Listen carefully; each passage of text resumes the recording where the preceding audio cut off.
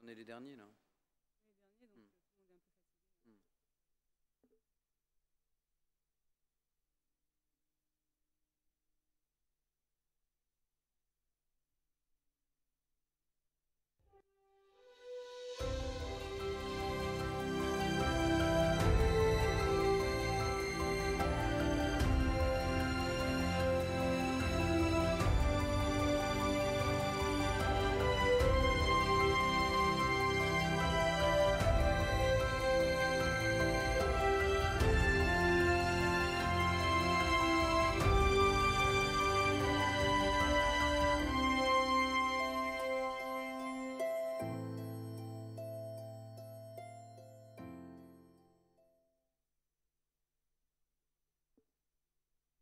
La régie, c'est bon, je peux commencer?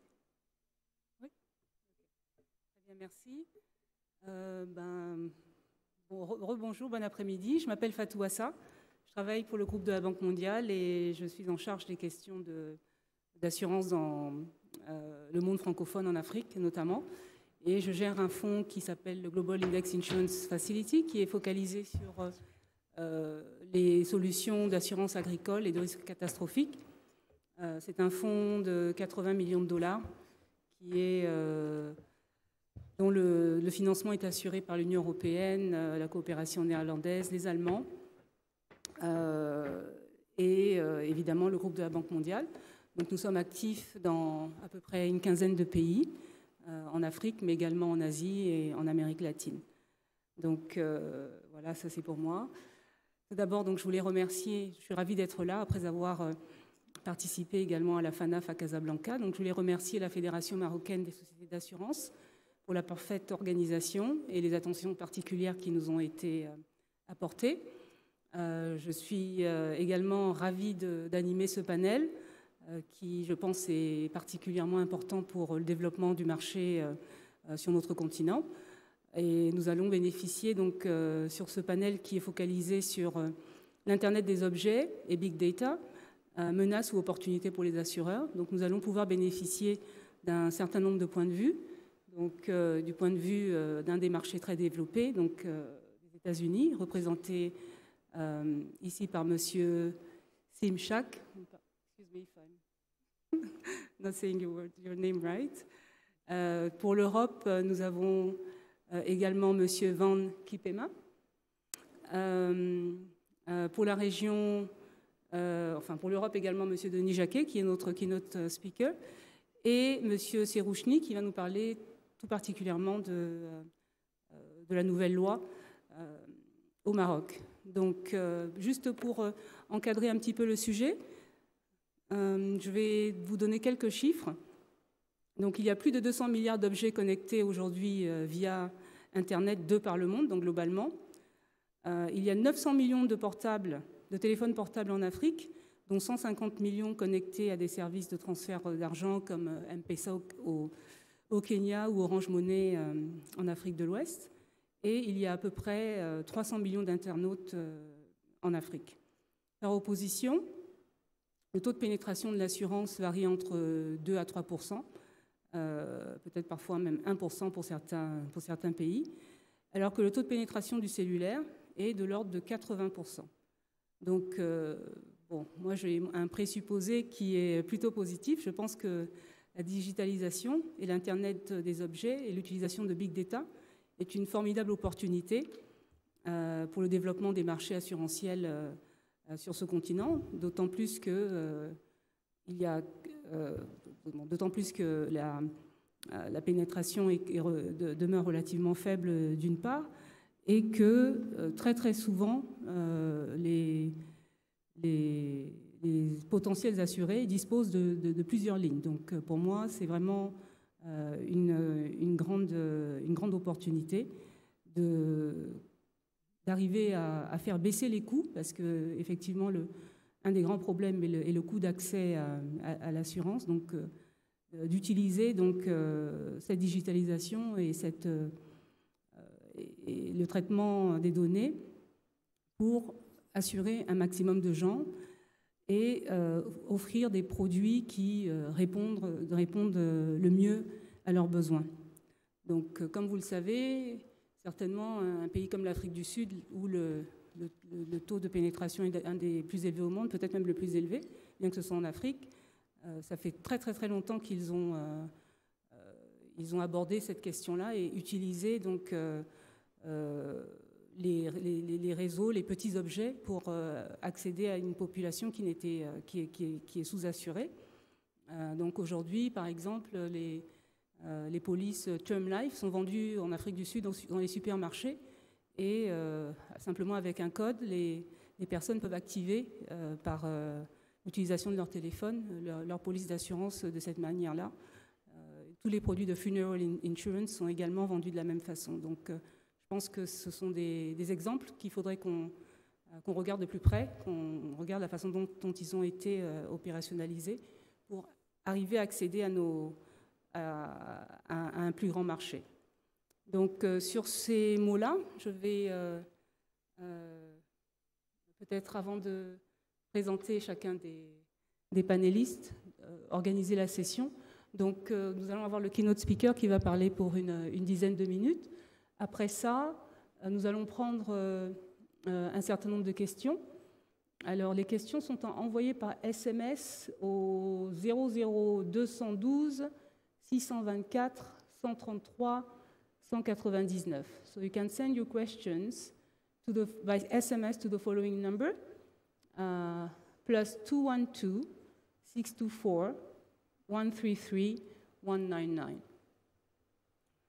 Voilà, donc je vais laisser la parole à M. Denis Jacquet, qui nous fait l'amitié d'avoir emmené un des derniers ouvrages qu'il a écrit. Donc, Denis Jacquet est diplômé de HEC, il a une maîtrise de droit, il est avocat fiscaliste chez Baker & McKenzie, qui à ce temps-là a été dirigé par Christine Lagarde.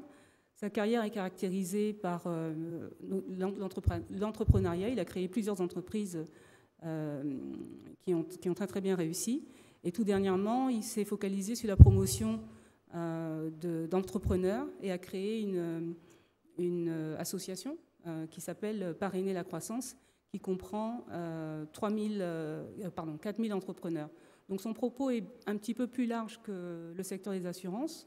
Et peut-être nous allons pouvoir réfléchir ensemble à d'autres secteurs du monde financier et d'autres continents que l'Afrique, comme le continent asiatique, les marchés chinois, les marchés indiens et le marché américain, où l'ubérisation et les notions de big data ont été traitées de manière plus approfondie depuis plus d'une décennie, et peut-être pour nous donc d'en tirer les meilleures leçons. Monsieur Jacquet, la parole est à vous. Merci. Voilà. Je vais essayer de ne pas parler trop près du micro. Écoutez, je suis ravi d'être là. Comme vous l'avez vu, effectivement, on n'est jamais mieux servi que par soi-même. Donc, j'ai fait ma propre publicité. Donc, je suis transformé en encart publicitaire pour quelques minutes que je vais passer avec vous. Puis après, d'échanges de questions-réponses. Pour vous parler du digital et de l'ubérisation au sens très large, parce que c'est très prétentieux de ma part d'avoir une vision très spécifique du secteur de l'assurance et du secteur de la banque et du secteur du retail et du secteur de la santé et de l'éducation, puisque l'ubérisation, la digitalisation touchent tous les domaines d'activité. Donc ce serait très prétentieux pour nous de prétendre de tous les connaître, les maîtriser, en connaître les implications. Déjà, on ne sait pas très bien à quelle vitesse, avec quel impact et comment ça va progresser, donc avoir une idée très précise de l'impact spécifique du secteur de l'assurance, même si ce secteur est très particulier, parce qu'il imprègne un peu toute notre vie quotidienne et que, bien évidemment, on peut en avoir un avis, au moins de citoyens ou d'entrepreneurs, avant d'en avoir un avis plus éclairé sur les transformations qui vont suivre. Alors, moi, j'ai cette caractéristique, c'est que j'ai vécu 5 ans ici, donc, et je n'étais pas venu au Maroc, je crois, depuis plus de 7 ans. Donc, enfin, depuis 48 heures, j'entends à nouveau la baisse alik, kulshi becher, l'amdoulillah. Croyez-le ou pas, mais ça me fait très plaisir, ça fait du bien. À l'époque, je bredouillais à peu près l'arabe dialectal, donc, et entre le taxi qui m'a amené de l'aéroport et aujourd'hui, j'ai retrouvé à peu près 60 des mots que je possédais il y a 7 ans, donc Je ne désespère pas que d'ici demain, je puisse capable de faire à nouveau une phrase, mais certainement pas une présentation sur l'ubérisation, en tout cas pas aujourd'hui. Alors, ce que je voulais vous dire très rapidement, bien évidemment remercier cette organisation et cette scène qui, franchement, est magnifique. Moi aussi, d'ailleurs. Je ne m'étais pas vu en grand. C'est la première fois que je suis grand. Ma mère serait très fière.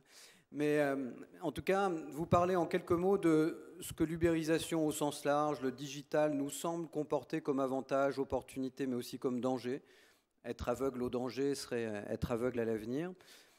Essayer de venir un petit peu sur les opportunités à la fois pour le secteur de l'assurance, mais aussi pour l'Afrique de façon générale, pour le continent, parce que je pense qu'il y a des spécificités assez importantes. Et puis ensuite, simplement, comme on le fera tous collectivement et moi individuellement, à me soumettre à si j'ai bien compris, deux de vos questions là-dessus. Alors, pour démarrer, l'ubérisation, c'est très pratique parce que moi, j'en donne pas de définition. En réalité, on peut l'aborder par tellement de façons différentes qu'en donner une définition me paraît trop restrictive.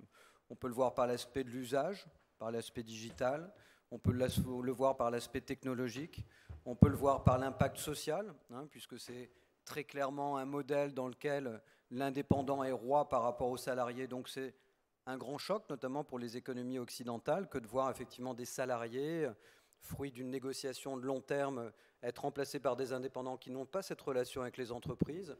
On peut le voir sous un angle purement humain, de savoir où va l'humanité quand tout à coup l'usage d'un index sur un smartphone est en train de conditionner la totalité du monde. Bref, on peut le voir par plein d'aspects, donc je vous libérerai de l'idée de vous donner une définition stricte. Pour moi, il y en a autant que de termes et autant que de lettres, donc je ne vous imposerai pas ni ma définition, ni aucune. C'est très clair, c'est qu'on parle de plateforme, on parle d'une nouvelle forme d'intermédiation, on parle de beaucoup de contournements, et on parle aussi à la fois d'un modèle économique et d'un modèle de captation de valeur qui est très perturbant pour vous et pour moi, c'est-à-dire pour des acteurs traditionnels, parce que tout à coup, ce ne sont plus vos concurrents qui viennent piétiner vos plates-bandes, mais c'est des gens qui parfois n'existaient pas il y a 3 ans, Airbnb, Uber et plein d'autres, et qui tout à coup changent totalement la destinée de votre industrie. Quelles sont les forces qui sont à l'œuvre aujourd'hui ? En réalité, si vous regardez, si vous êtes un peu fan d'anthropologie ou en tout cas d'histoire, vous apercevrez que le monde, depuis qu'il est monde, je vous rappelle que le monde est né en Afrique, et donc progressivement, il y a 3 millions d'années, on a commencé 2 millions et demi d'années à avoir des traces de ces grands singes qui sont partis en Afrique, qui sont partis en Europe, mais tout vient d'Afrique. Donc c'est assez amusant, et pour moi, ce serait très amusant que maintenant le digital revienne différemment en Afrique et qu'il soit le berceau de quelque chose, puisqu'il est le berceau de l'humanité. Mais en tout cas, ce qui est très intéressant, c'est que depuis que le monde est monde, il a une obsession absolue, c'est celle de constituer des empires, d'aller vers une concentration, vers une unité. L'obsession de ce monde, consciente ou inconsciente, c'est de n'en faire qu'un. Et depuis la nuit des temps, chacun a essayé de constituer des empires, rassemblant des territoires de plus en plus vastes pour essayer de faire des empires.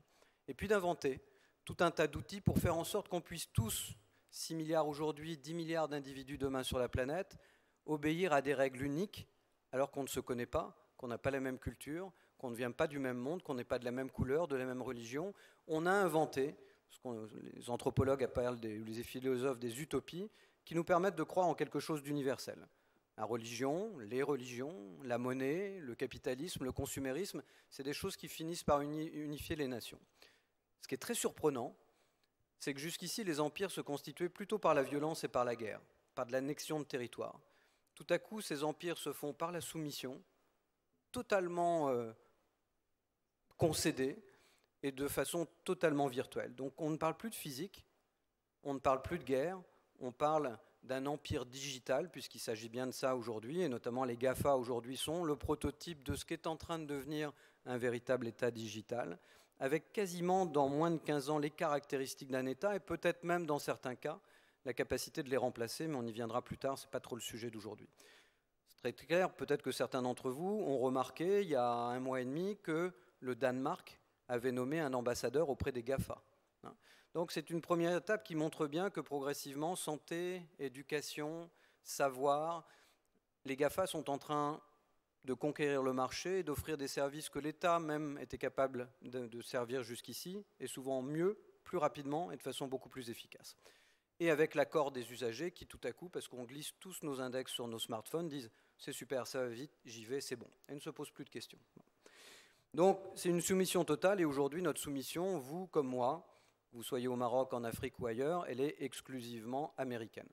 Chinois, bien évidemment, qui jouent très très bien leur jeu dans ce jeu de Go de la stratégie mondiale du digital.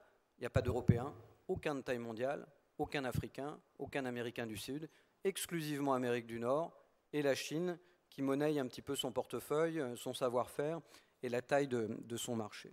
Donc il y a certainement là, première remarque, une opportunité pour l'Afrique de créer un modèle alternatif. Si l'Afrique sait créer un modèle alternatif à Internet, en protégeant un peu son marché, en le bâtissant autrement, il y a pour tous ces acteurs, assureurs compris, des façons d'aborder ce marché qui peuvent être assez exceptionnelles. La deuxième chose sur laquelle je voulais venir, c'est que même, je n'ai pas envie de vous faire peur ou de vous angoisser, ce serait dommage de gâcher cette belle journée, surtout qu'on est les derniers intervenants, mais les perspectives ne sont pas forcément très drôles. La première, c'est qu'on voit bien que la pression, elle n'est pas forcément sur le maintien de l'homme et du travail. Pas le maintien de l'homme tel que vous et moi on le connaît, de conscience, d'âme, de chair et de sang. C'est plutôt un homme qui est en train de devenir une masse de données, rien d'autre. Et de l'autre côté, assez peu sur le travail. Je m'explique. Aujourd'hui, on sait que les sociétés occidentales se paupérisent. La classe moyenne, là où elle se crée dans les pays africains, est en train de se réduire et de se paupériser. On parle de 4,5% de chômage ou 5% aux États-Unis, mais quand vous enlevez les 10 millions d'Américains qui devraient être au travail à PIB égal entre 10 ans et aujourd'hui, ils sont en réalité à 8 ou 9%. Et quand vous voyez la traduction politique de tout ça, c'est que les gens n'y croient plus, ceux qui sont déjà déclassés, ceux qui sentent qu'ils vont l'être. Or, aujourd'hui, il n'y a plus de réserve ou très peu de productivité. La dernière réserve de productivité, c'est l'automatisation et la robotisation. Elle va sûrement créer des choses, mais dans un premier temps, elle va en détruire beaucoup plus qu'elle va en créer. Ce qui signifie qu'une fois que les entreprises ont réussi à augmenter leur productivité par la robotisation, il n'y aura plus rien en dessous à gratter pour essayer de l'augmenter. Et dans des marchés à faible croissance, comme le sont l'Europe aujourd'hui de façon générale, et croissance mondiale ralentie, on ne voit plus comment demain créer les conditions de croissance qui vont permettre de faire croire que l'homme aurait encore une place là-dedans. Parce que l'homme est la dernière réserve de productivité existante. On va encore gagner un petit peu en l'éliminant progressivement, d'à peu près partout, parce que le digital, l'intelligence artificielle feront mieux que lui, mais après il n'y aura plus rien. Et donc se posera la question de savoir, puisque l'OCDE dit en gros 11%, Oxford, le MIT disent 40% de destruction des emplois tels qu'on les connaît aujourd'hui en moins de 10 ans, on n'a aucune espèce de début d'idée de la façon dont on va remplacer ces jobs. Je crois que vous aviez Roland Berger ce matin qui était là, Charles-Édouard et toute son équipe, le patron de Roland Berger a fait une étude. En France seulement, c'est 3,5 millions d'emplois qui vont s'ajouter aux 6 millions de chômeurs ou 7 millions de chômeurs existants et dont on n'a aucun début d'espèce d'idée de la façon dont on va les remplacer demain. Bon. Première pression. La deuxième chose qui, moi, m'inquiète un petit peu, c'est que l'homme est imprévisible. Et c'est ça qui est bien chez l'homme. Si tout est prévisible, excusez-moi du terme, tout devient chiant. Et surtout, si vous écoutez les philosophes, tous ceux à qui on prédit leur avenir n'en ont plus. À partir du moment où vous savez ce qui va vous arriver, vous n'avez plus d'avenir. Vous ne faites que glisser sur quelque chose qui est déjà écrit. L'imprévisibilité, c'est la nature de l'homme et c'est la nature de l'humanité. Et aujourd'hui, pour vous qui êtes assureur, l'imprévisible, ça ne vous plaît pas. Ou au contraire, éventuellement, ça vous plaît parce que forcément, il y a quelque chose à assurer. Bon. Soit des anomalies climatiques, soit d'autres types d'anomalies, mais quelque part, on voit bien que le monde du digital essaye d'annuler le risque, augmenter la prédictivité, tous les systèmes sont là pour faire du prédictif, c'est-à-dire qu'on passe d'un système où tout est relativement imprévisible mais nécessite une solidarité derrière, à un système où tout est prévisible et on va pouvoir, parce qu'on connaît chacun, caser individuellement à chaque personne ce qu'elle attend dans tous les domaines. Et ça, c'est très dangereux. En tout cas, c'est dangereux à manier. Je ne sais pas si ce sera dangereux au final, je n'ai pas de boule de cristal. Mais ce qui est clair, c'est que vous touchez à la nature de l'humanité. Quand vous rendez les choses prévisibles, vous enlevez juste ce qui fait le corps même de l'humanité. Donc ça, c'est le deuxième danger qui me paraît relativement important à regarder de près. Et puis la troisième chose, c'est que bien évidemment, on voit bien qu'il y a une pression pour normaliser les choses. Ce qui est un peu le pendant de ce qu'on vient de dire, c'est que si les gens deviennent prévisibles, c'est quand même beaucoup plus facile d'organiser la consommation, les sociétés, l'assurance, la banque, tout le phénomène du digital. L'obsession totale d'Amazon et de Google, c'est que le prédictif permette de leur dire « je sais ce que tu veux, je vais te le donner ».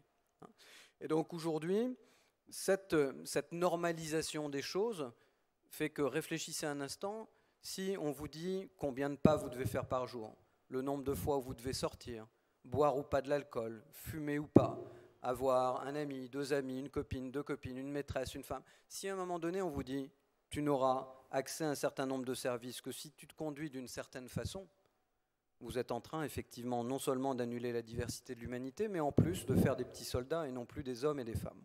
L'imperfection est aussi une qualité humaine fantastique, parce que ce qui réserve ça. Et pour vous, assureurs, et ça c'est un élément très important, et pour nous, citoyens, c'est qu'à un moment donné, cette notion de prévisibilité qui a remplacé, puisque votre métier change, avant on avait des mathématiciens qui étaient des actuaires, qui faisaient des catégories et faisaient des probabilités. Là, le digital est en train d'amener des gens qui, individuellement, suivent chacun de vos pas chaque jour et sont capables d'apporter une réponse à chacun, non pas en fonction de probabilité, en fonction de ce que vous faites chaque jour. Parce que chaque jour, nous livrons, vous livrez votre vie à l'Internet sans même vous en rendre compte. Donc, du coup, ce qui est vraiment intéressant, c'est que l'être humain est en train de remplacer son cerveau par son index. À force d'utiliser son index sur leur smartphone, il est en train de remplacer son cerveau par son index. Or, à ma connaissance en tout cas, à la fois anthropologiquement, biologiquement, chimiquement et tout ce que vous voulez, notre cerveau, il est là. Il n'est pas là. Et donc pour l'instant, on s'aperçoit bien qu'on ne réfléchit pas avec ce cerveau. Et les premières études, là aussi je fais une digression que je n'avais pas prévue, mais les premières études des vrais enfants du digital, c'est-à-dire ceux qui ont moins de 5 ou 7 ans aujourd'hui, sont des études qui montrent que la capacité de concentration, de mémorisation et même de quotient intellectuel est en régression très forte. Donc, du coup, c'est un phénomène, je ne veux pas vous inquiéter, mais si on ne voit pas les dangers, on ne peut pas les corriger. Donc, il faut vraiment y penser. Donc, je pense que sur l'assurance, ça va avoir un impact formidable, parce que l'assurance, c'est chacun des éléments de notre vie, tous les jours, entreprises, citoyens, particuliers, tout le monde a besoin d'assurance. Et bien évidemment, on gère de la prévision ou de l'imprévision, des risques ou pas de risques, et tout à coup, ceux qui, plus que vous, ont de la donnée sur tous les individus, ce sont à nouveau ces GAFA. Vous connaissez une partie de leur vie, eux la connaissent tout entière. Ils savent, grâce à Facebook, ce qu'ils font sur les réseaux sociaux, ils savent ce qu'ils achètent, ils savent ce qu'ils cherchent sur Internet, ils savent la totalité de leur vie du matin au soir et du soir au matin. Ça veut dire qu'ils en savent plus que vous sur vos propres clients. Mais ce n'est pas uniquement les assureurs, c'est pratiquement toutes les industries aujourd'hui. Donc la course à cette data, elle n'est pas trop dans la data elle est présente, c'est de savoir si les acteurs actuels vont être capables d'en faire un outil et un levier pour rebondir et repartir à la conquête, ou si eux aussi, comme vous et comme moi particuliers, nous allons devenir dépendants de ces outils, et que finalement, cette captation de valeur, ils vont la prendre comme ils le souhaitent, quand ils le souhaitent, comme ils le souhaitent. Donc c'est un élément très très important. Et la dernière chose qui nous a d'ailleurs poussé à faire cet observatoire de l'ubérisation dans un premier temps, c'est qu'il n'y a aucune compréhension politique du sujet. Ils ont remarqué, nos hommes politiques, alors je ne sais pas pour les vôtres, mais en tout cas pour les nôtres en Europe, ils ont remarqué que depuis quelques dizaines d'années, on avait mis le pied sur la Lune, mais ils n'ont toujours pas remarqué qu'on avait mis le doigt sur le smartphone. Et donc aujourd'hui, le politique, et j'espère que vous suivez avec le même désespoir que moi la campagne française actuelle, mais aussi autrichienne, allemande, anglaise, américaine, à aucun moment le mot de digital, de transformation digitale, d'automatisation ou d'intelligence artificielle n'a été prononcé une seule fois par aucun des candidats en 3 mois de campagne. Pas une seule fois. Ce qui signifie que ceux qui nous gouvernent n'ont pas d'idée de là où nous allons. Donc c'est à nous, acteurs économiques, de prendre le relais et d'apporter cette réflexion. Alors pour conclure, parce que j'étais trop long, l'Afrique pour moi, c'est un continent extraordinaire. Parce que d'abord, c'est un continent en croissance. Des continents en croissance, il n'y en a pas tant que ça. Continent en croissance de population, en croissance tout court, économique, et avec tout à bâtir. Alors on peut le voir, le verre à moitié plein ou à moitié vide. Moi, je le vois à moitié plein. Je pense que c'est une réserve incroyable. La deuxième chose, c'est que aujourd'hui, l'Afrique utilise le smartphone. Si Orange a prétendu maintenant faire de la banque en France, c'est parce qu'elle a appris son métier d'abord en Afrique, sur le paiement mobile. Son terrain d'expérimentation, sa courbe d'expérience, c'est faite en Afrique et nulle part ailleurs. La troisième chose, c'est que l'Afrique a le devoir, pour elle-même, de monter des modèles alternatifs. Il faut qu'elle invente quelque chose. Je vous donne un exemple. Il y a quelques semaines maintenant, l'Inde a dit non à Google et à Facebook. Vous savez, ces ballons qui voulaient s'envoler dans le ciel pour donner Internet, elle a dit non, je veux autre chose. Pourquoi? Parce qu'elle a voulu un modèle dans lequel les opérateurs télécoms reprenaient la capacité de générer des modèles économiques qui leur rapportaient à eux et non pas toujours aux autres. Et deuxièmement, qui additionnait des revenus pour l'État qui lui permettaient du coup d'investir dans des infrastructures numériques et digitales.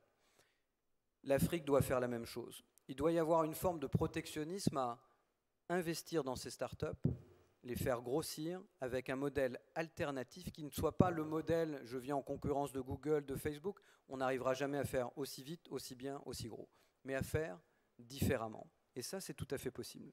Donc je pense que là, il y a un enjeu extraordinaire pour l'Afrique, et du coup pour vous assureurs, mais comme d'autres industries, à vous en aller effectivement sur ce marché extraordinaire, mais avec une capacité en tête qui n'est pas de refermer le marché au sens protectionniste du terme, mais de préserver ces acteurs pour qu'ils deviennent suffisamment gros, et la taille du continent permet d'avoir des boîtes d'une taille incroyable. Je veux dire, quand vous pensez à un continent qui va avoir plusieurs milliards d'habitants, vous avez une taille dans le marché que nous, en France, en Italie, en Espagne, on ne pourra jamais avoir. Donc, parce que vous avez une taille de marché extraordinaire, vous avez donc des modèles économiques solvables, et donc un modèle alternatif peut trouver sa voie. Donc je pense que là, il y a véritablement quelque chose d'extraordinaire, et pour conclure de façon plus humoristique, pour moi en tout cas, en fonction du résultat des élections de dimanche en France, et vu les perspectives de l'Afrique, si ça tourne mal, je demanderai la semaine prochaine l'asile politique au Maroc. Merci beaucoup.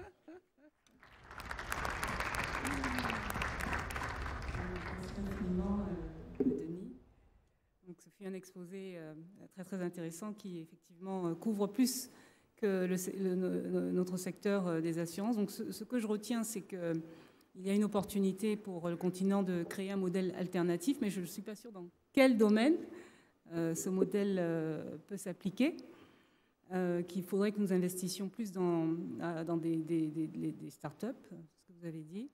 Vous avez également dit que le digital va entraîner grosso modo l'annulation du risque, mais je regarde le verre plutôt du côté plein. Pour moi, c'est une meilleure appréciation du risque et une meilleure connaissance des besoins. Vous avez dit également que l'ubérisation risque de modeler les comportements et que le secteur des assurances peut définir le type de client qu'il souhaite et donc, par conséquent, exclure les autres. Mais à nouveau, je regardais les choses de l'autre côté. Donc, une fois que tous ces clients classe A, avec le meilleur profil de risque, vont être servis, donc la grande majorité, pour notre continent du moins, ne seront pas servis. Donc, c'est là où se trouve l'opportunité. Donc, je ne sais pas s'il y a des questions. Donc, je poserai ma question après. Alors, la première question, c'est est-ce que le marché africain suit cette tendance de l'ubérisation? À quel rythme? Ou est-ce encore un continent protégé? Oh, écoutez, il se passe plein de choses en Afrique hein, quand on se balade un petit peu. Alors moi, j'ai en plus la chance d'avoir une femme africaine, donc du coup, je me balade pas mal en Afrique. J'y vais très régulièrement. Moi, j'ai vu apparaître il y a déjà 1 an et demi, 2 ans, je ne sais plus exactement, à Abidjan, un concurrent d'Uber local qui s'est dit bah tiens, nous aussi, on va mettre des voitures de qualité avec une application et une capacité de les mettre en place. Alors là, pour une fois, Cocorico, il y a un espèce de label qu'a inventé Fleur Pellerin, qui était ministre un petit peu du numérique au début de ce quinquennat, avec qui on avait bâti la French Tech. Et du coup, on s'aperçoit, en se baladant à Dakar, en se baladant à Abidjan, qu'on voit débarquer des gens avec un petit coq rouge sur une veste. Et cette espèce d'écosystème franco-africain se met autour des startups, avec effectivement quelques beaux dossiers d'investissement qu'on voit au Maroc, en Tunisie, au Sénégal, en Côte d'Ivoire, et bien évidemment dans les pays d'Afrique anglophone qui sont peut-être encore plus en pointe et plus rapides que les autres. Donc je pense que l'Afrique est Il y a encore beaucoup de choses à faire parce que bien évidemment, il y a le sujet de l'investissement, il y a le sujet de la taille du marché, de la solvabilité, de la bancarisation. Il y a encore énormément de choses, mais aujourd'hui, on s'aperçoit que progressivement, ces problèmes n'en sont plus. C'est-à-dire que Amazon va lancer sa monnaie, la blockchain parlait du Bitcoin. Aujourd'hui, on peut faire des échanges sur Internet, en dehors parfois même du système bancaire. On voit bien effectivement que l'Afrique, comme tous les continents neufs, n'a pas les barrières qu'un vieux continent peut avoir. Donc du coup, elle fait un saut beaucoup plus rapide. Alors parfois, ça prend un peu de temps, mais quand elle fait un saut, c'est un saut beaucoup plus grand avec des technologies beaucoup plus nouvelles et des usages qui sont très différents. Après, est-ce qu'il est protégé? Non. Ce qui lui manque aujourd'hui, c'est peut-être au contraire une harmonie, une façon de coopérer ensemble qui permette d'additionner ses forces que je ne sens pas encore vraiment très fortement aujourd'hui. Et je pense que l'enjeu, il est plutôt là, en fait. Le fait d'additionner les forces africaines, parce que quand vous avez un marché aussi colossal, c'est dommage de ne pas non pas de l'uniformiser, mais de le coordonner. Merci. Donc, je pense qu'on a juste droit à 2 questions. Donc, la deuxième question est, est-ce que le protectionnisme que vous souhaitez ne risque pas d'enclaver l'Afrique et de laisser ses entrepreneurs en dehors de la dynamique digitale mondiale? En fait, pour la personne, homme ou femme, qui a posé cette question, il faut que vous ayez en tête une statistique. En gros, dans le monde, à peu de choses près, c'est peut-être différent en Corée, en Israël et dans la Silicon Valley, mais à peu près une entreprise sur 12 réussit. Une entreprise, une start-up qui démarre, sur 12 réussit son coup, pour 11 qui sont rachetés, disparaissent, sont liquidés. Voilà. Donc on voit toujours les succès colossaux de ces monstres de l'Internet, mais en réalité, ça cache que 99% d'entre eux sont morts. Bon. Donc ce qui signifie qu'il n'y a pas de honte à faire en sorte que des modèles aient plus de chances de vivre. Donc quand je parle d'un protectionnisme, ce n'est pas de fermer les frontières, c'est simplement de donner la force à des petites startups de devenir très vite des géants à l'échelle de leur continent. Je vous donne un exemple très très simple. On a en France, dans l'Observatoire d'ailleurs, des copains qui ont monté un moteur de recherche qui s'appelle Quant. Je ne sais pas pourquoi ils ont pris un nom aussi compliqué, mais c'est très français, on n'aime pas les choses simples. Donc QWANT. Bon. Quant est un moteur de recherche alternatif. Pourquoi? Parce qu'il ne prend pas vos données personnelles, il ne les conserve pas. C'est un anti-Google. Je ne conserve pas vos données personnelles. Bon. Ce moteur de recherche a fait l'objet d'un investissement de la BEI d'à peu près 35 millions d'euros. Ils vont enlever certainement autant, donc 70 ou 80 millions. C'est des ingénieurs, des développeurs, des codeurs, des marketeurs, etc. Comment on peut protéger un Quant africain?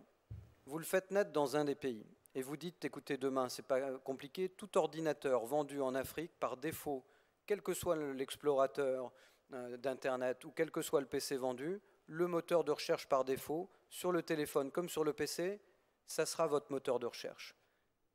Vous protégez le marché, mais ça ne l'empêche pas, effectivement, d'aller se frotter aux autres, ça n'empêche pas les autres de venir se frotter à lui, ça n'enlève pas Google du marché, ce n'est pas un protectionnisme qui jette en dehors la concurrence, c'est un protectionnisme qui dit, tu es tout petit, je vais faire de toi un gros en 4 ou 5 ans, et une fois que tu seras un grand garçon, comme nos enfants, grand garçon, grande fille, débrouille-toi, va sur le marché, va te battre avec les autres, parce que c'est ça la vie humaine, on protège ses enfants et ensuite on les laisse se débrouiller, même si on garde toujours un œil sur eux. Donc quand je parle de protectionnisme, c'est celui d'un parent sur un enfant jusqu'à au moins son adolescence. Or ici, la plupart de ces modèles meurent alors qu'ils sont des enfants en bas âge. Donc il n'y a pas de honte à protéger quelqu'un qui a moins de 5 ans. Il n'y a pas de honte à protéger quelqu'un qui a moins de 15 ou 16 ans. Laissons-le maturer jusqu'à ce qu'il soit développé physiquement, intellectuellement. Et là, lâchons-le complètement sur la concurrence, mais au moins, il arrive, il fait 2, 3, 4, 5% du marché. Avec 5% du marché, il peut avoir un modèle économique. Avec un modèle économique, il peut gagner de l'argent. Et il peut proposer ce modèle alternatif sans conserver les données personnelles. Donc c'est ça un modèle alternatif dans un modèle protectionniste, sans aucunement renoncer aux règles de la concurrence traditionnelle. Les autres sont bien là, vous pouvez aller chez eux, il n'y a aucun problème. Juste donnons-leur la capacité d'avoir la taille critique. Merci Denis. Donc, il y a encore une autre question, mais elle est très proche de celle qui vous a été posée précédemment. Donc je vais simplement conclure sur ce compliment qui vous est fait là, par SMS. Question à Denis. Avez-vous déjà envisagé une carrière de conférencier international? Vous nous avez accroché avec votre présentation. Donc sur ces mots-là, je vais vous féliciter. Merci. Merci pour la personne qui a posé cette question. Vous serez la seule à qui j'offrirai le livre gratuitement.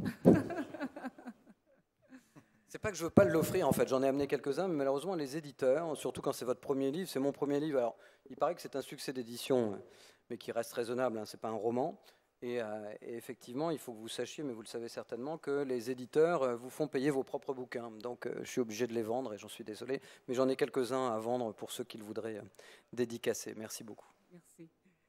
Donc bon, pour la suite de notre session, donc nous avons 3 panélistes qui vont faire des courtes présentations d'environ 5 minutes chacun.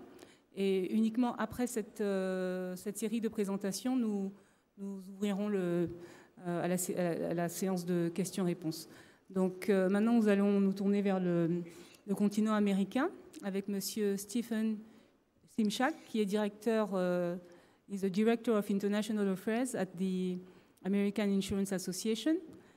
In that role, he oversees AIA's engagement on international trade negotiations and global regulatory issues. Mr. Simchak is an industry advisor to the U.S.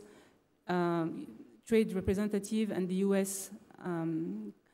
Commerce Department. He is a fellow of the Institute of International Economic Law at Georgetown University. Donc, Monsieur Simchak va nous parler de la perspective américaine du traitement des données et du flot, de la gestion, de la circulation des données, de la façon dont elles sont réglementées, ou peu ou pas réglementées, et va ouvrir va comparer un petit peu ou nous donner des pistes de réflexion pour l'inclusion financière, car bien entendu, le faible taux de pénétration des assurances en Afrique fait également, et dans la même veine que le relatif faible taux de bancarisation. Donc toute la question de l'inclusion financière, donc comment utiliser l'expérience américaine, quelles sont les leçons qu'on peut en tirer pour notre continent. So, Steve, the mic is yours. Thank you very much. And I want to say thank you very much to the Moroccan Federation for having me here today. It's an honor. I work for the association, which is essentially the counterpart to the Moroccan Federation in the United States. And so I just have to say that they're wonderful colleagues these 2 days during the conference and every day of the year. So thank you. I want to just give you a quick overview of what I'm hoping to talk about today. I'm going to talk a little bit about how the use of technology and data analytics have benefited consumers and insurers, and why access to big data from around the world, which increasingly comes from Internet of Things enabled devices, is important for the industry's data analytics processes. I'm also going to talk about how tech innovation is making it viable for insurers to reach people and businesses who are currently uninsured or underinsured. I'm going to talk about financial inclusion and microinsurance. All of that's the good news. But the bad news is that our ability to utilize these technological innovations and utilize digital trade is being challenged by a disturbing and growing trend of foreign governments around the globe forcing the localization of data. At the core of the business of insurance is data analytics, which we define as the process of inspecting, cleaning, transforming, and modeling data with the goal of discovering useful information, suggesting conclusions, and supporting decision-making. Insurance has always been a data analytics business, even from the 1st century BC, when ancient Greeks attempted to calculate what it would cost to make a person whole if it was his cargo that was jettisoned off a ship during inclement weather. And it was still a data analytics business in the 17th century AD, when the modern insurance industry grew out of the Great Fire of London. But today, it's become even more of a data analytics business. The core of the business of insurance is data analytics.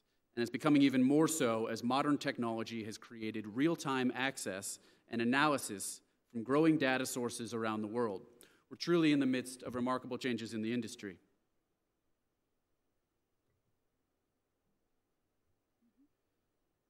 Greater access to data from around the world has benefits throughout the operations of insurance groups and at each stage of the life cycle of an insurance product.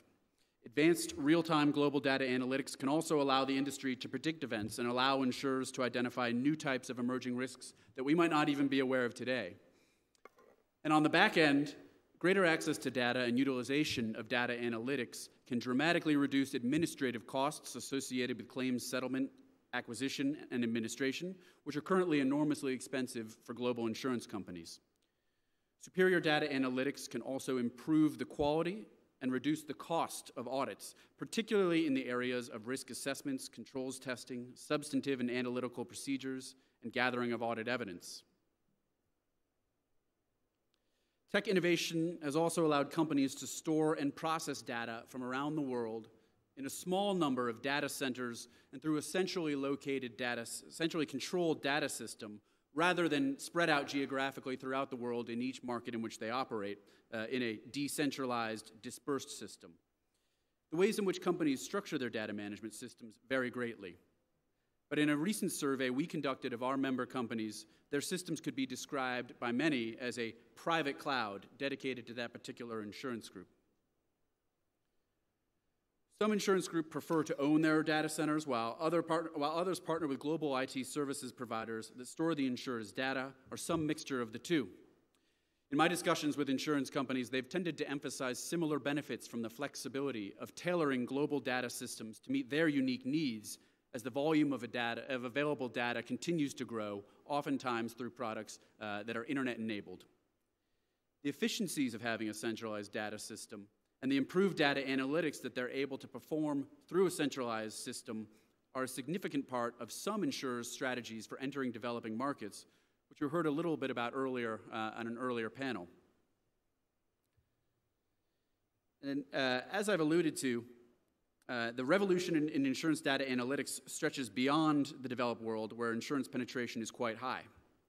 AIA and our industry partners in Morocco and Mexico and other markets have a strong commitment to financial inclusion, which for us means looking for ways to create access to insurance for those who are uninsured or underinsured. And I think that the technological innovation in data collection and analytics hold enormous promise for financial inclusion. Like never before, the industry is discovering ways to provide insurance protection to those who currently don't have access to insurance or only have access to insurance products that are not structured well to meet their unique needs. But with greater access to data from around the world, there's going to be a change in the way in which microinsurance and other insurance products can be structured to meet the needs of those people who are currently uninsured. And the use and the ability to store and process data in the markets and in a global manner of the choosing of the insurance company will be a big part of that process. I would recommend to everybody an excellent study that was done recently by the Geneva Association, which I'm sure many of you in this room work with. That study was entitled Harnessing Technology to Narrow the Insurance Protection Gap. It was in that study that the Geneva Association concluded that increasing access to data from around the world might be a way to kickstart new types of insurance that are currently not feasible due to informational constraints and create new markets for risks that are currently underinsured or uninsured.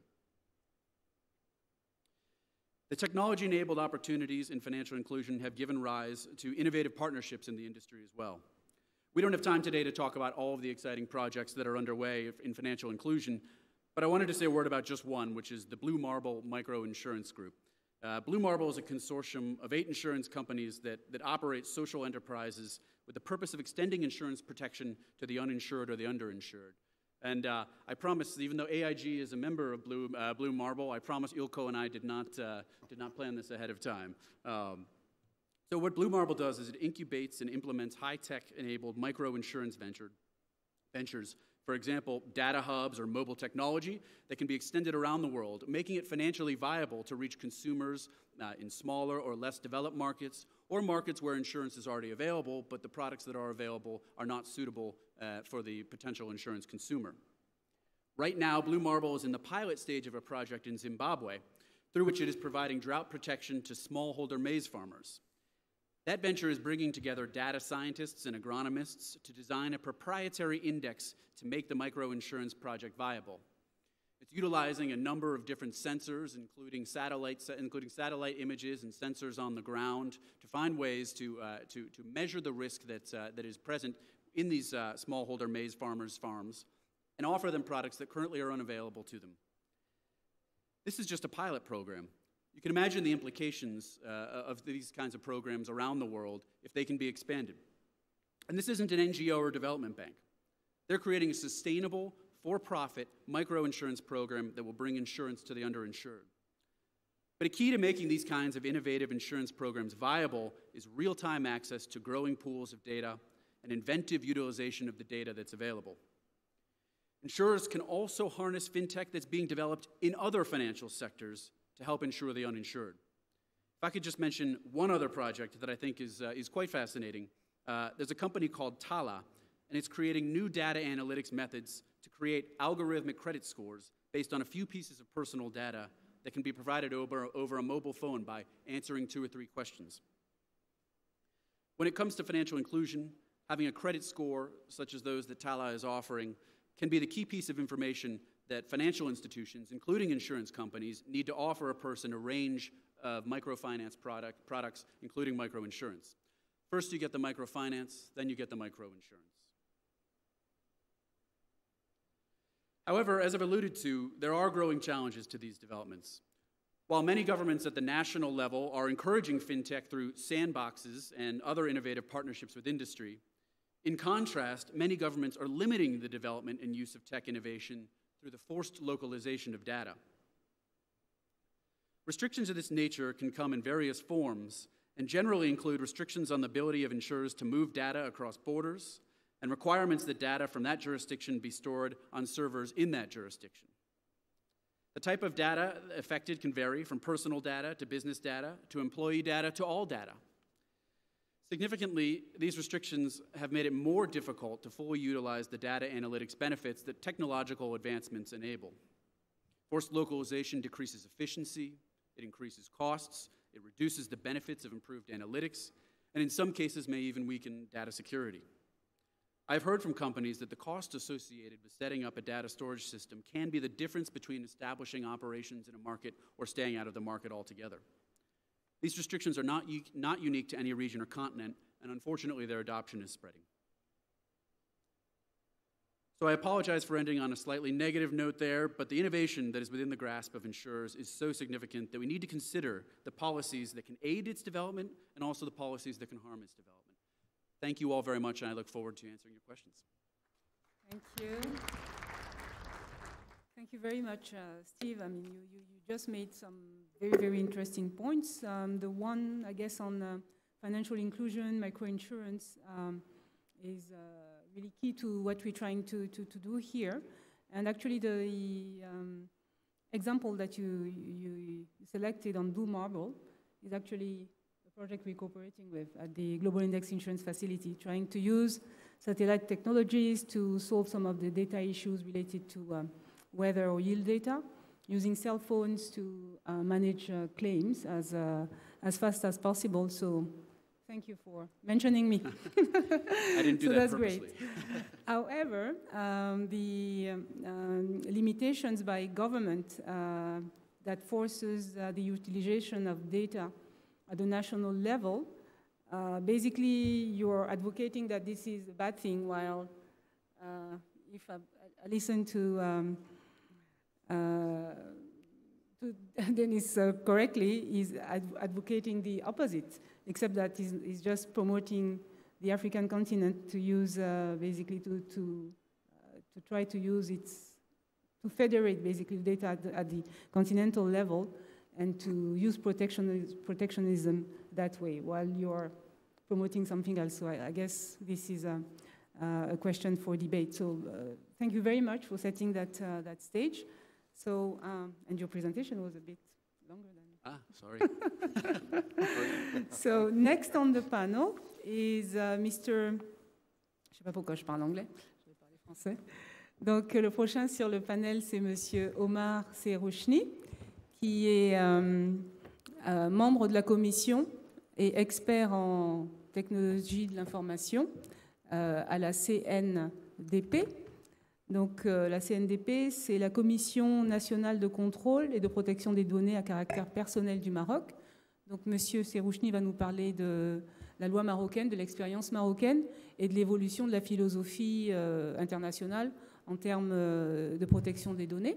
Donc je vais juste dire un mot sur le CV de Monsieur Serouchni. Il est lauréat de l'école Mohamedia d'ingénieur et titulaire d'un DEA de mathématiques et automatique de l'Université de Paris 9, Dauphine, et de l'École des mines de Paris. Il est également titulaire d'un master en diplomatie et stratégie au CEDS à Paris et d'un master en intelligence économique à l'école de guerre économique à Paris. Je ne connaissais pas cette école. Voilà, donc Monsieur Serouchni a fait une longue carrière dans ce domaine, dans le domaine d'informatique, d'électronique. Et tout récemment, il a créé Stragilis, qui est un cabinet de conseil portant une offre d'alignement agile sur les couches stratégiques. Depuis 2015, sa filiale opérationnelle dans les SS2I qui s'appelle Stragis. Donc, je vais vous laisser commencer. Merci, Madame Massa. Je vais essayer de jouer également le rôle de régulateur en étant assez court, pour vous permettre de rattraper le temps. C'est gentil. J'ai 3-4 slides, mais en fait, une idée majeure que je souhaite partager avec vous.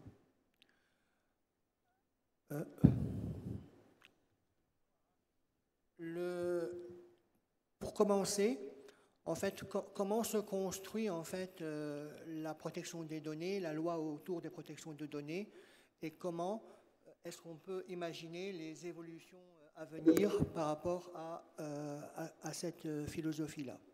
Vous avez un triangle. Au sommet de chacun des triangles, vous avez à gauche la personne concernée. C'est l'élément central, puisque aujourd'hui, tous les systèmes en fait tendent à mettre le client au centre, et donc on va trouver la personne concernée. À droite, le sommet de droite en bas, c'est le responsable du traitement, et en fait, la relation majeure est entre ces deux personnes-là. D'une part, la personne concernée qui est sollicitée par l'entreprise ou par l'administration au niveau d'une collecte particulière ou de traitement ou de transfert de données, et le responsable du traitement. Aujourd'hui, la philosophie est basée sur un paradigme de déclaration et de demande d'autorisation. C'est-à-dire, avant de mettre en service un traitement, l'entreprise se doit de soit faire une déclaration dans le cas où les données manipulées ne sont pas sensibles, soit demander une autorisation préalable si les données sont sensibles. Le troisième sommet du triangle, vous avez l'autorité de régulation, donc ici, pour notre cas au Maroc, la CNDP, dont le rôle est de s'assurer que la relation qui existe entre la personne concernée et le responsable de traitement, que cette relation est complètement structurée, alignée à la réglementation et respectueuse des droits de la personne concernée sur le sujet. En cas de problème, la personne concernée est en droit de porter plainte auprès de la CNDP. La CNDP, à ce moment-là, instruit cette plainte et peut organiser ou diligenter soit des contrôles ou décider de sanctions vis-à-vis du responsable de traitement. La loi 0908 donc, au Maroc a été votée en 2009, la CNDP a été mise en place en 2010 et l'approche retenue a été une approche plutôt pédagogique de collaboration avec les grands secteurs. Au niveau de l'assurance, donc en fait, la CNDP a créé des commissions avec chacun des secteurs, des représentants des secteurs, que ce soit les banquiers, les assureurs, les opérateurs de téléphone. En fait, chacune des secteurs a pu travailler avec la CNDP et on a pu élaborer une philosophie pour chacun des secteurs. Et de ce fait, en fait, la CNDP a travaillé avec la Fédération marocaine des sociétés d'assurance et de réassurance de façon assidue, qui a fait en fait que le monde des assureurs au Maroc a fait montre en fait d'une responsabilité avancée et d'un sérieux dans le traitement de ces traitements.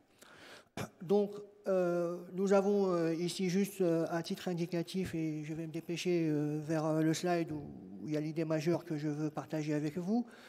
Donc, à titre indicatif, il y a eu jusque-là à peu près 468 traitements d'opérés.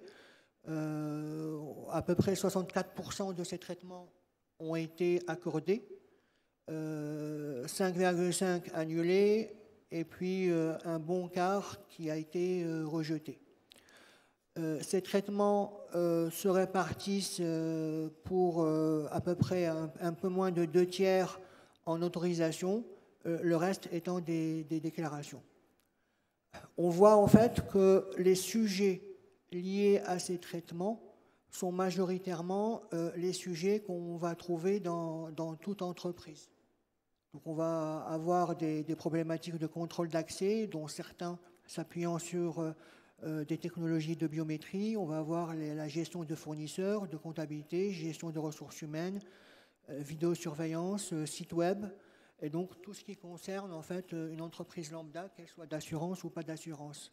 La dimension métier est focalisée sur une ligne où on voit à peu près qu'il y a 25 responsables de traitement qui ont notifié leur souhait, enfin leur traitement.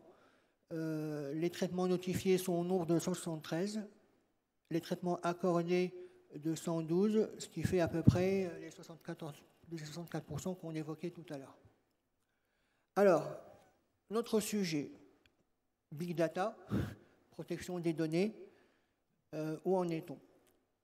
En fait, ce qu'il faut bien comprendre, c'est que du fait que tout l'environnement et tout le contexte technologique est en forte évolution, forcément, la réglementation se doit également de suivre cette évolution.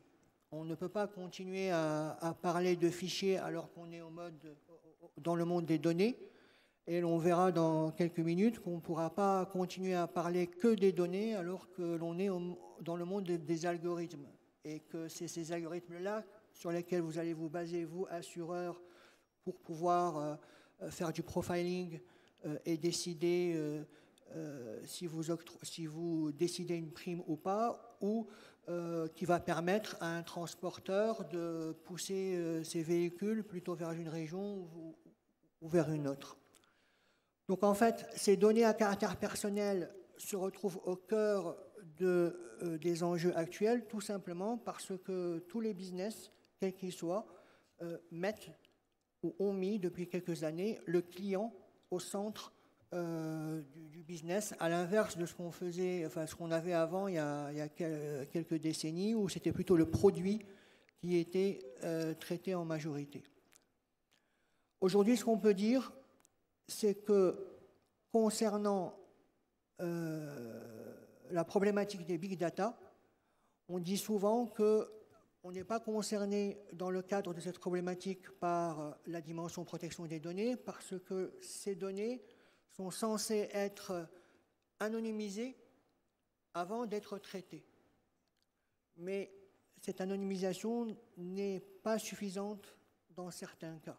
Donc là, également, l'autorité de régulation ou les autorités de régulation vont commencer à regarder, parce qu'il y a eu des exemples, il y a des situations particulières qui font qu'à partir de données anonymisées, on peut arriver à réidentifier les personnes concernées.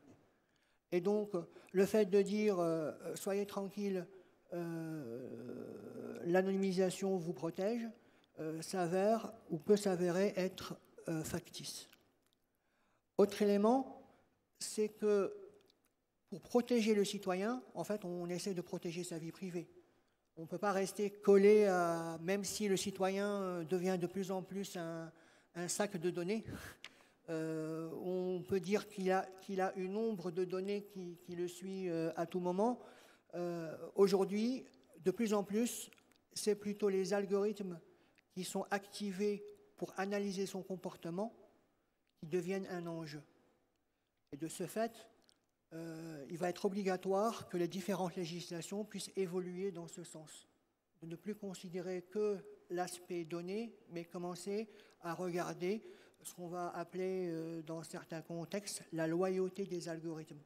Est-ce que les algorithmes, dans leurs calculs, répondent à une question de façon loyale ou est juste par rapport aux citoyens? Le dispositif, lui, repose sur l'alignement du traitement avec la finalité qui a été utilisée pour collecter les données et le consentement explicite, conscient, pas la petite étoile derrière le prospectus, de la personne concernée. Et aussi du fait d'interdire toute interconnexion des fichiers. Si j'ai récupéré des données pour traiter un contrat d'épargne, et si j'ai récupéré des données pour traiter un contrat de santé-prévoyance, je ne suis pas censé croiser ces données, même si je reste au sein de la même entreprise. En dernier lieu, il y a cette dimension de proportionnalité, c'est-à-dire est-ce que pour pouvoir, par exemple, gérer l'accès d'un visiteur dans un bâtiment, qu'est-ce que je vais pouvoir lui demander comme données à caractère personnel? Est-ce que ça va aller jusqu'à solliciter un extrait, une copie intégrale de son extrait d'acte de naissance? Est-ce que je peux prendre juste son nom et sa profession? Est-ce que je suis obligé de prendre sa carte nationale d'identité et la garder chez moi? Toutes ces problématiques-là sont à traiter parce que la gestion de la donnée à caractère personnel doit se faire de façon proportionnelle à la finalité qu'on recherche. On ne va pas pour des choses simples demander à la personne concernée de renseigner des informations très précises. Alors, l'évolution qu'on est en train d'observer aujourd'hui et qui se caractérise entre autres par le nouveau règlement européen qui est entré en vigueur le 24 mai 2016 pour tout nouveau traitement et qui sera à considérer effectif pour tout le legacy, pour tout ce qui est hérité, tout ce qui est ancien, au 25 mai 2018. Ce nouveau règlement européen fait émerger en fait une philosophie où on va passer du régime de la déclaration au régime de l'accountability, la responsabilisation. C'est-à-dire que si vous voulez mettre en place un traitement à l'avenir, dans ce genre de législation, vous n'aurez pas besoin d'aller faire la déclaration préalable ou la demande d'autorisation comme il se fait aujourd'hui, dans un certain futur, mais vous pouvez faire ce que vous avez à faire, mais vous serez sujet à un contrôle et à tout moment de la part de l'autorité de régulation. Donc en Europe, aujourd'hui, ce qu'ils ont décidé, c'est que les sanctions, par exemple la CNIL, sanctionnée par le passé 150 000 € pour une violation de réglementation et 300 000 dans le cas de récidive, à l'avenir, ça sera 4% du chiffre d'affaires mondial. Et pour les entités qui n'ont pas de chiffre d'affaires, les administrations ou autres, ça peut aller jusqu'à 20 millions d'euros. Donc c'est assez violent comme régime de sanctions. L'élément également nouveau, mais ça, on comprend au vu de ce que Denis Jacquet a évoqué concernant les GAFA et les alertes qu'il a signalées, c'est que ce règlement ne va pas concerner que les entreprises qui sont basées ou dont le siège est en Europe, mais également les entreprises dont le siège est à l'extérieur de l'Europe et qui interfèrent avec des citoyens européens.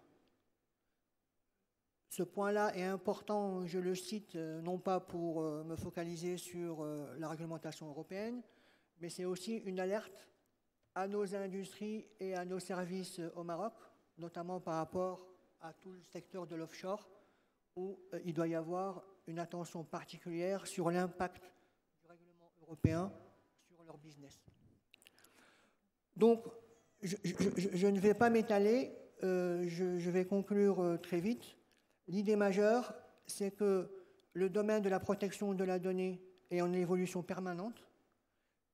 Il est en évolution parce que les technologies évoluent, mais surtout parce que les usages évoluent.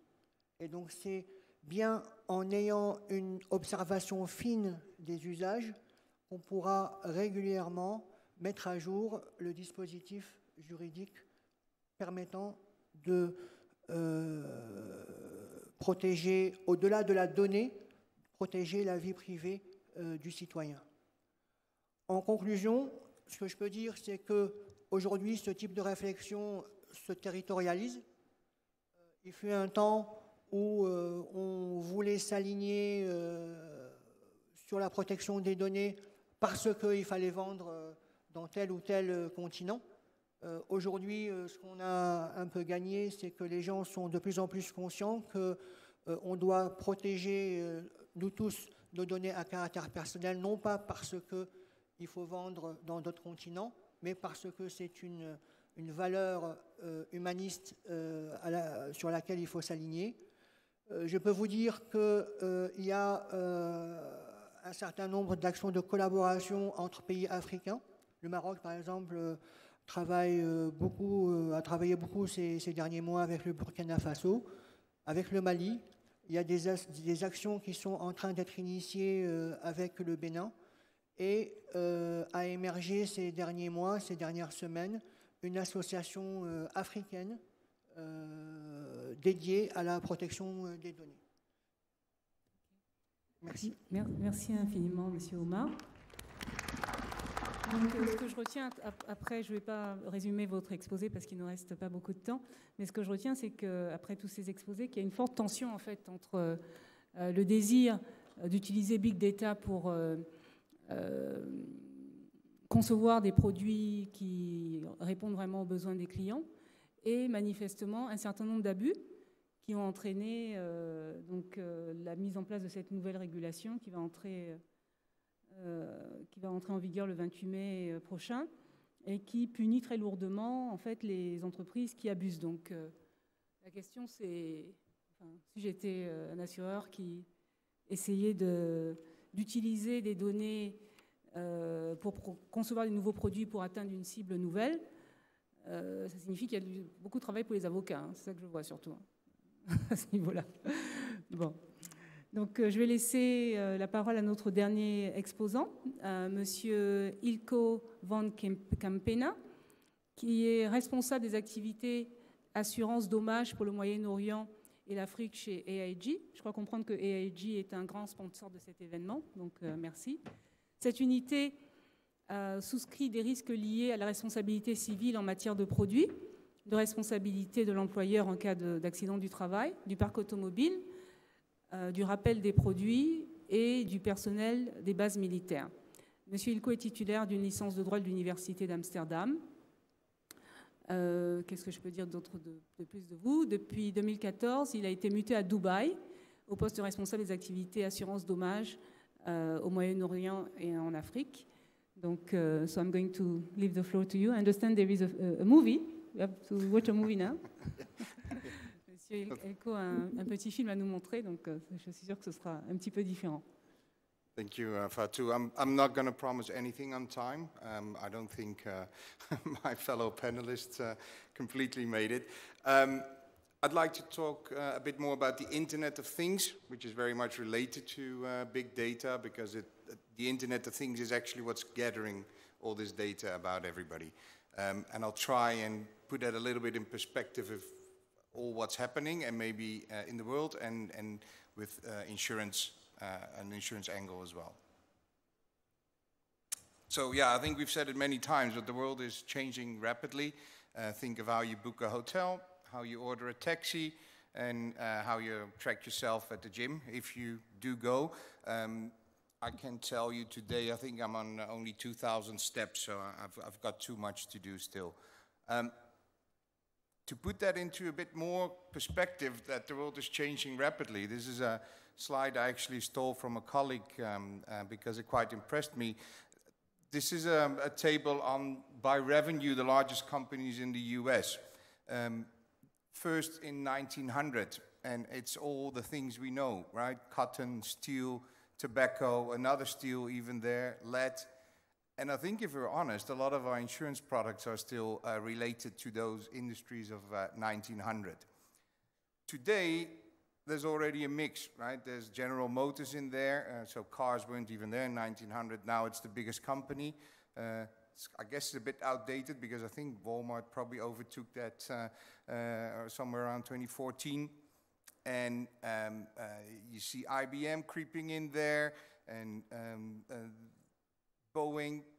And if we then go to what we think in 2050 the landscape will look like, it's a lot of software or technology related companies. There's even a couple of things in there what I don't even know what it would be, genomics and micro materials and everything like that.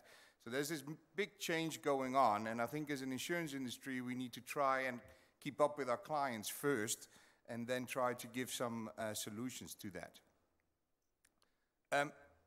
The Internet of Things, the phrase itself I think was introduced in 2007.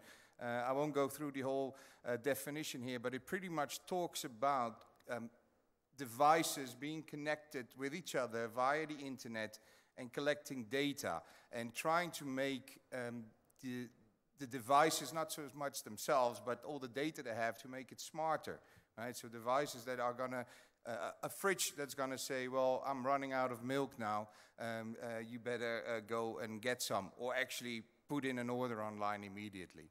Just to put it into a little bit more perspective, this little clip, it's only 45 seconds. Okay. The Internet of Things is much more broadly a story about the digitization of things and the digitization of information. The blending of this physical and digital world is happening now.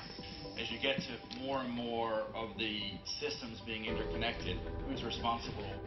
Are we measuring new risks that we couldn't price before, that we now can price? There's opportunity in there, there's also challenges in there. And this is the future that lays before us. In a broader picture, it's about connected machines. It's about artificial intelligence. It's about new industrial ecosystems. Is it a revolution or an evolution? So again, it's the connected devices, it's gathering data, it's artificial intelligence. This is not science fiction, right? This is happening right now. Everybody in here, I'm sure, has a smartphone which is connected to how many machines? I think if you look at it's not even the latest, it's 2 versions ago of the iOS system on your iPhone. It has a home icon on there. That is for you to connect your phone with your fridge and everything. I think in one of the coffee breaks, I actually had a quote request from Bulgaria, a company that was exactly doing that, putting sensors on devices in your home to communicate with your phone so that you can charge you can change your AC or whatever, all from a distance. Some stats here, 10 to 20 billion devices today. I think 2020 prediction is 50 billion devices will be connected. A few case studies of large clients or companies in the world that are currently using Internet of Things, just to give you again the idea of what is happening, and it's happening now, it's not tomorrow, and it's happening across every industry. So first example I just quickly want to touch on is John Deere, heavy machinery, agricultural, probably not the first industry I would think of when it comes to Internet of Things. Well, John Deere currently is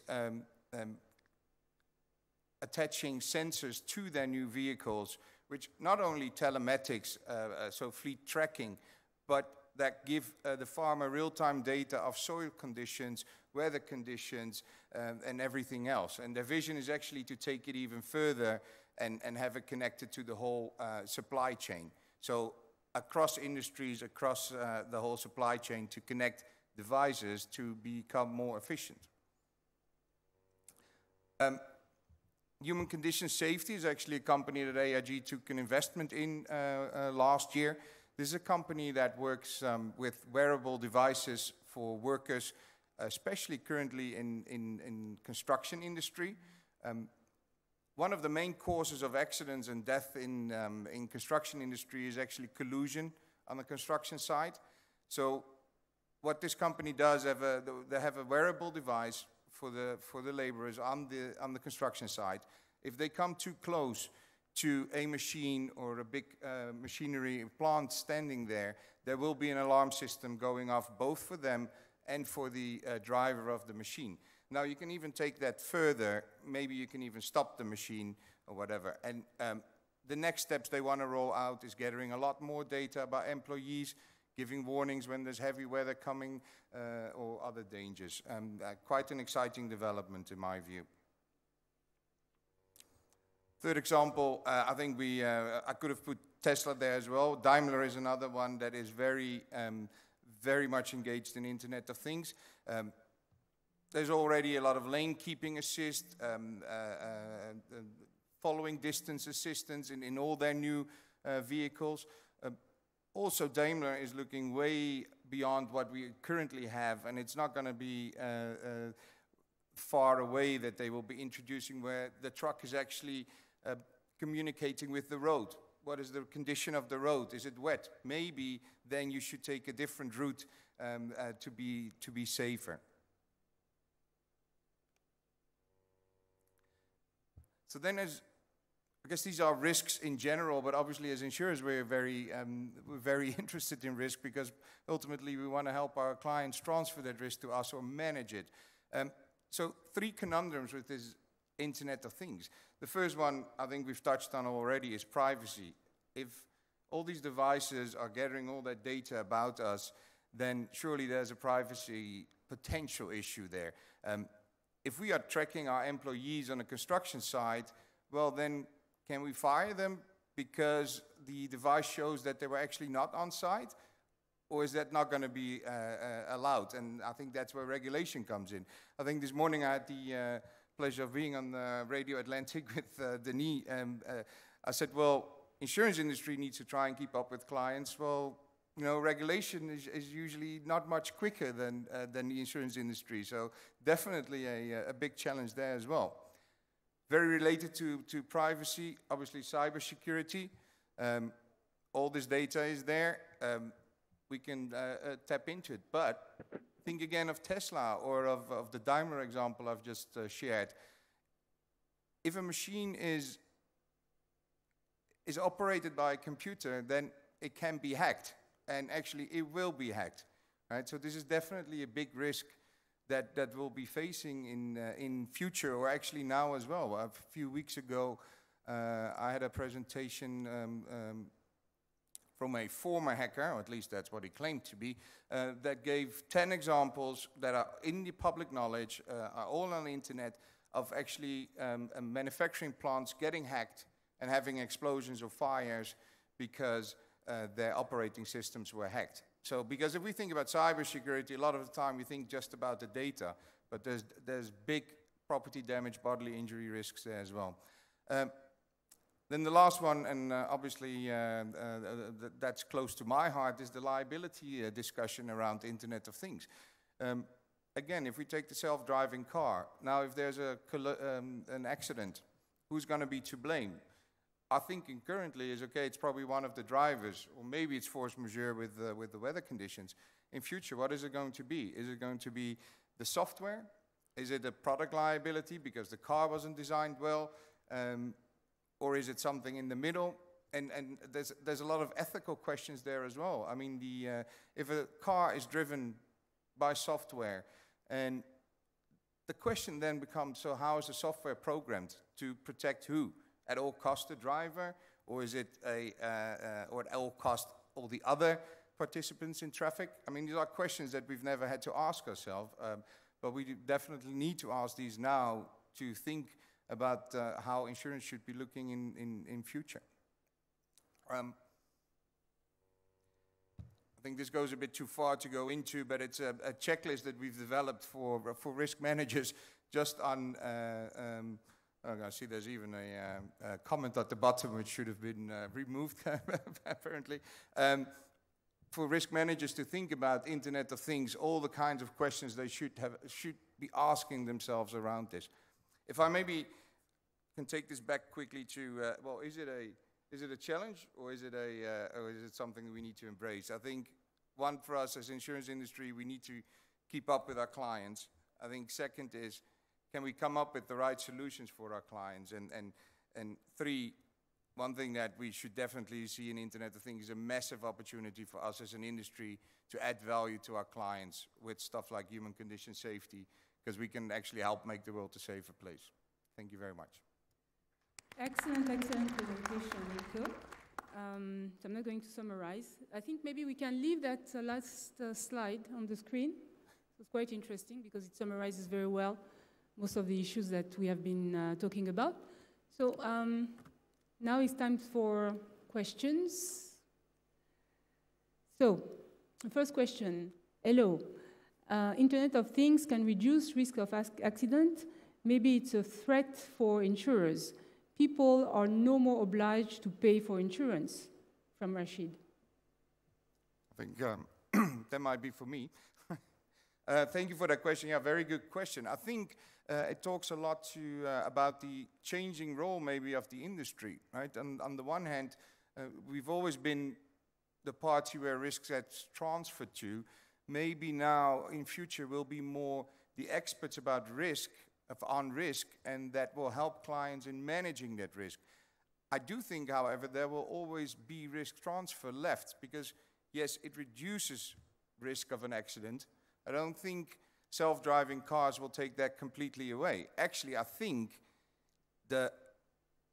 let's say there will be fewer accidents, but I think the liability discussions will be a lot more difficult. Because like I say, who will be liable? Is it the software? Is it the manufacturer? Is it actually the driver?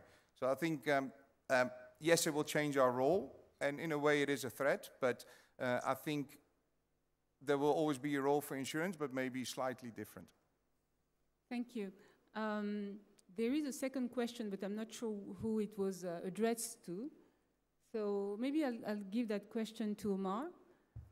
It was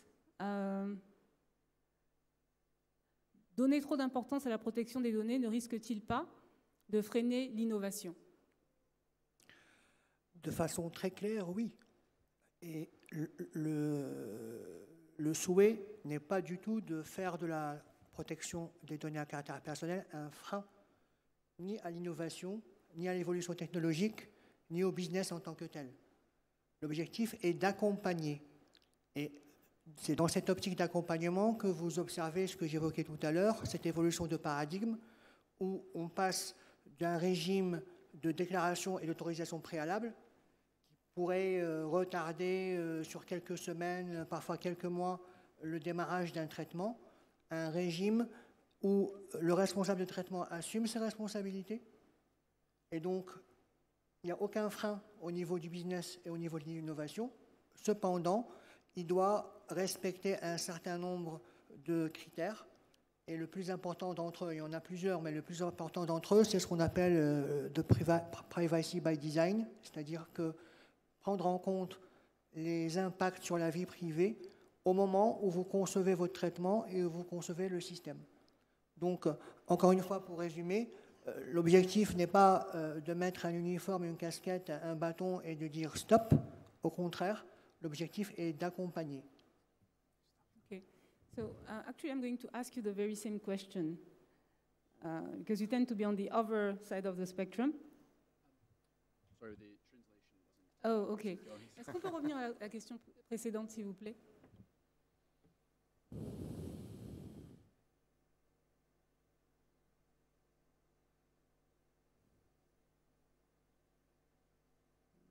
Bonne question.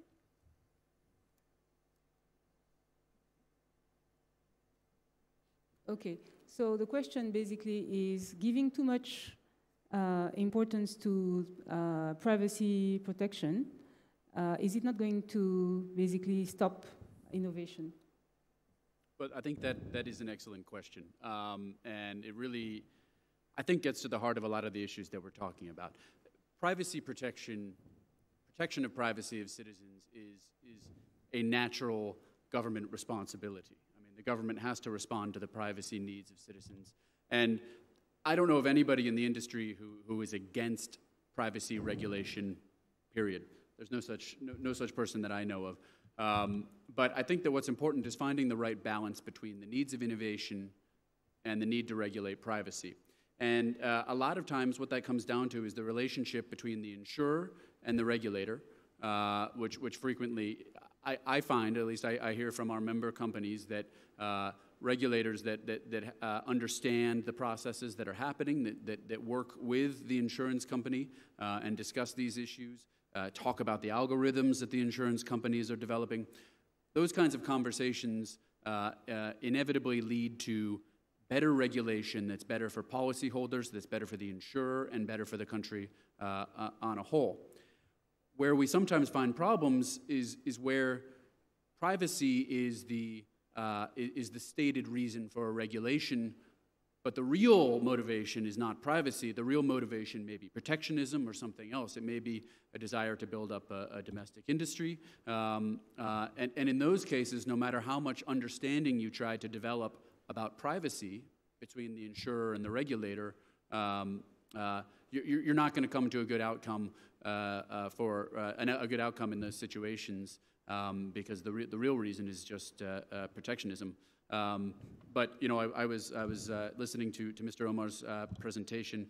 I wasn't able to hear the response to the question, but you know, it was the types of processes that he was discussing of understanding what the insurers are doing. I think that's the type of approach that I love, that our members love, and I think that's really the key to good regulation. Thank you very much. So we have a big sign. We have like about 4 minutes to conclude. So I think that all these tensions are fairly well illustrated around the around this panel. But I still have something itching me. For the American continent or the European continent, things seems to be, even for Morocco, things seems to be rather well advanced, rather well thought through. But for sub-Saharan Africa, for example, those questions, we are hardly tackling them because what we're trying to do is just to reach out to the masses. So I wanted basically to give le mot de la fin à Monsieur Denis Jacquet, qui a été notre keynote speaker.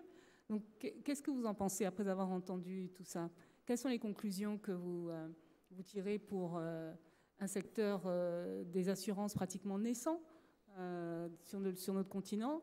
Et quelles sont les principales leçons qu'on peut tirer de toutes ces tensions pour les appliquer au développement du secteur? En 4 minutes. Non, 2. Ah, 2, c'est nettement mieux. Écoutez, je pense que globalement, le sujet de la donnée, on en parlait à la radio ce matin avec M. Serouchny, je pense que maintenant, la question n'est plus de la donnée, de la privacy, donc de la, comment on dit en français du coup, de la protection des données, de la vie privée, mais vraisemblablement de savoir qui l'utilise et pourquoi. Je pense que la première question, elle est là. Et à partir du moment, effectivement, pour le moment, le marché est un petit peu déséquilibré entre quelques très grands acteurs qui mènent le monde et une myriade de petits acteurs qui pèsent rien, je pense que c'est une question de rééquilibrage. En fait, il ne faut surtout pas avoir de sentiments anti-américains. En plus, moi, j'ai vécu vraiment longtemps aux États-Unis. J'adore ce pays, donc c'est vraiment pas le sujet. Le sujet, c'est que je suis un entrepreneur et je crois à la concurrence. Donc à partir du moment où Google fait son boulot d'entrepreneur, loin de moi l'idée de dire Google c'est pas bien parce qu'ils sont gros, ils ont bien fait leur job. Ce qui m'inquiète, c'est que Google soit tout seul, Amazon soit tout seul, Facebook soit tout seul. Donc moi je serais beaucoup plus heureux dans ce monde à partir du moment où on aura des modèles alternatifs d'une taille suffisamment forte pour qu'un équilibre se crée. Mais qu'un entrepreneur ait envie à un moment donné de dominer le monde et d'être le premier, donc de devenir quelque part un rentier, tant qu'il se bat pour ça, ça va. Le jour où il devient vraiment rentier et monopolistique, il devient dangereux. Donc, ce qui est vraiment très important à l'échelle du continent africain, c'est de faire, comme on le disait tout à l'heure, naître des modèles qui vont permettre d'apporter des façons différentes de le faire et de faire que l'exploitation de cette donnée qui maintenant est donnée par tout le monde volontairement, tous les jours, par Facebook et par tant d'autres choses, soit utilisée pour que la valeur créée puisse profiter à beaucoup plus qu'à un tout petit nombre. C'est uniquement ça mon sujet. Donc ce n'est pas du protectionnisme, ce n'est pas du communisme. Je suis vraiment fondamentalement libéral et extrêmement entrepreneur et capitaliste, mais avec un partage de la valeur et une capitalisation de cette valeur qui profite à beaucoup plus qu'à 3 ou 4 boîtes mondiales. En gros, c'est ça. Merci infiniment. Il nous reste exactement 1 minute 11. Donc je suis fort, peut-être très fort. En même temps, j'ai répondu à côté de la question, donc c'était plus facile. Non, pas du tout. On va peut-être pas avoir le temps de prendre toutes les questions. J'ai l'impression qu'il en reste 2. Mais si je peux inviter les panélistes à rester peut-être 5 minutes sur le podium pour les participants qui veulent nous approcher, ce sera avec grand plaisir. Am I talking for everybody? We can stay behind like another 5 minutes to answer a specific question. There are more questions actually on the screen, so if you can stay behind a few minutes, that would be great. Donc merci infiniment à l'audience. Je ne vous vois absolument pas, parce que j'ai ces phares là dans les yeux, mais ce fut une session pour moi extrêmement intéressante et je vais m'approcher de vous pour le livre d'ailleurs. Et donc je vous remercie pour votre participation. Je remercie encore la Fédération marocaine des assurances, des compagnies d'assurance et de réassurance pour avoir organisé ce panel et nous avoir invités à s'y joindre. Donc voilà. Merci. Merci.